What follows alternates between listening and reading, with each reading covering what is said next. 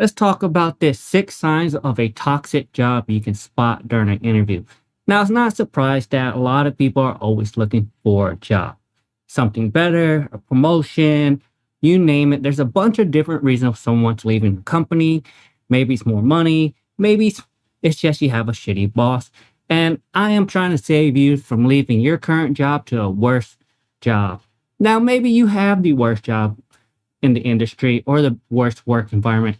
But let's not get into a situation where your environment gets worse or the job situation is extremely toxic. Is your job a hostile work environment? Here's how you find out. A hostile work environment is a legal term, and to prove it and win damages, you have to show a couple of things. First, that the environment was offensive to you personally, and any reasonable person would also think it's offensive. You have to show the conduct was severe or persistent. Now, it's not surprised that I know how to spot a toxic work environment. And most of the time, I learned this during interviews, talking to other people, other managers, other company owners, and they tell me some of the signs of a toxic person and some signs that they can tell if their company's getting into a toxic workplace environment. Signs that you may work in a toxic workplace. 1, if you negatively think about your work once you have clocked out. 2, if you cannot freely speak up in a meeting in fear of your job. 3, if your managers make you feel like that you should be starting earlier and finishing later. Now, this is the thing about it. What you need to look out for. Now, I got 6 signs. And what is number 1? Well, interview badmouth the person who had your job previously and you'll be working with. So if he's bad mouthing the person you are working with, bad mouthing the person you are replacing, more likely that job is a toxic work environment. I've been there when I went to an interview, talked to people, and I asked them, hey, why did the previous employee leave the company? And they start bad mouthing him. He was hard to work with. He was horrible. He didn't want to talk. Now, anyone who's bad-mouthing their employee is generally you do not want to work for, because if they're bad-mouthing him, he's going to be bad-mouthing you, and it's going to be a toxic workplace environment. Yes, it happens, but at the end of the day, your employer should not be bad-mouthing an employee. If they don't have anything nice to say, they just say, we just separated on different terms, we just couldn't get on the same page, and that's why he left. But if they start going into, hey, he did this, he didn't get along with other people, he XYZ, you know what? That's kind of a sign of bad workplace environment. So you want to pay attention to that and make sure you don't fall into that trap where you go to a company and you find out it's a toxic workplace environment. Now, number 2, the hiring manager doesn't want you to talk to anyone else on the team. Now, during the job interview, I always tell people to ask, can I talk to someone else on the team besides the hiring manager and the manager? Just so you can get the aspect of how the team works and see if it's a good fit. Now, if the hiring manager says no, it's kind of a sign that says, hey, we don't want you to meet the team before you get hired on. Now, for me, during the interviews, I always ask, hey, anyway, next time if we have another interview, I can meet someone on the team so I can get the gist of how this company runs and the detail about it. And if they say yes, more likely they have a very good work environment. That means at least one employee enjoy working there. So there is a better positivity. But if they flat out tell you no, you can't meet anyone, kind of suspicious. So stay away from that company. It might be a very toxic work environment, and they're trying to hide the people before you get there so they can hire you on and have you there already. Now, 3, interviewers refuse to admit to any of the company's shortcomings. Now, I'm going to tell you right now, every company out there has a shortcoming. Like it or not, no company is perfect, and almost every company have a shortcoming. Now, if the hiring manager or the manager says this is a perfect environment, there's nothing wrong, he's clearly lying to you.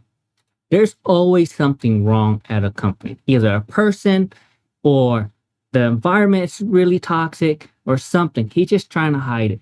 Now, no workplace is perfect. You got to understand this. If you're looking at leave your workplace and you think you're leaving a toxic environment, you might be going to another toxic environment. But you need to know this. I worked at many different places. I own my own company. I've talked to other people who own the company, and every company has its own flaws, and you have to get over it. You just have to go work for someone, or then you need to take the good with the bad. Number 4, the way they talk about success is cutthroat. Now, how does this affect you? Well, if you go into a company, they start saying, hey, how do I move up in the industry? How do I get promotion? How do I move up? And they start talking about cutthroating. You have to look better than everyone. You have to do all this stuff and make your other employees or your coworkers look bad. That's going to be a very toxic work environment. That means it's very competitive. Now, you might like that competitiveness. And just know, with a very competitive company, it comes with, this is my territory. It has toxic in there. It has, the big dog. I'm going to be winning all these bids. It's a different work environment. Some work environment is like that. You're in sales, you're cutting each other out, trying to get the best deals, trying to get the contract. It's very cutthroat. Yes, that's going to be a work environment that's very toxic because everyone's trying to get their money. So just know, if they talk about success is cutthroat in the industry, that industry is very, very toxic.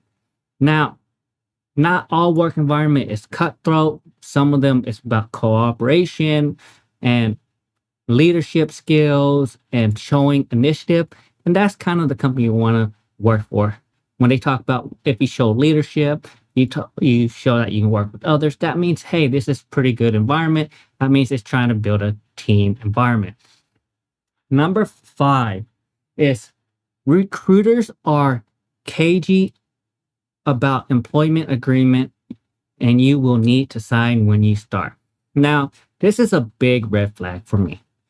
If they come to you and they start specifying you can't do XYZ if you come work for us, I will start looking into the company better. Just because you sign an employment agreement does not mean the company is a bad company. But you might want to look into it a little bit more, because if they're making sign an employment agreement, they might have a lot of disgruntled employees previously, and they started this because they didn't want the bad reputation of the company coming out.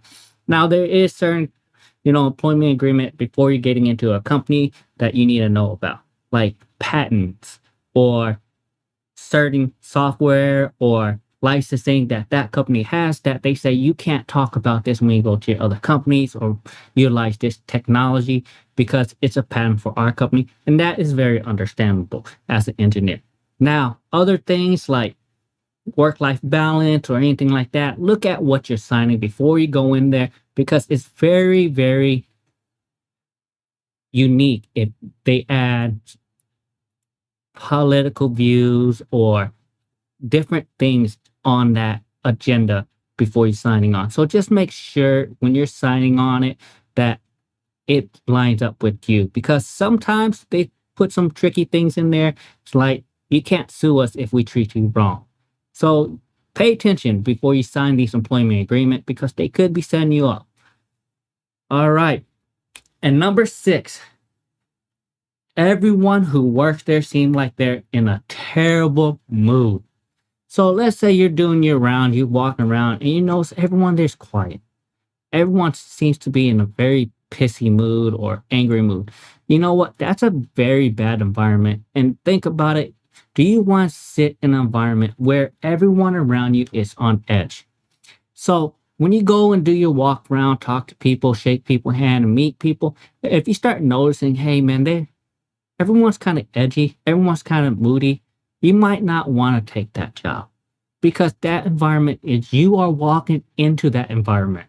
You can't really change that environment. If everyone's like that already, that means if you walk in there, you might be able to brighten it up, but at the end of the day, it's quiet and it's going to be very, very toxic environment. So be careful when you do those rough rounds. Now, those are my six signs of a toxic job you can spot during an interview. If you like these videos, please like and subscribe to my videos, comment down below, and see y'all next time.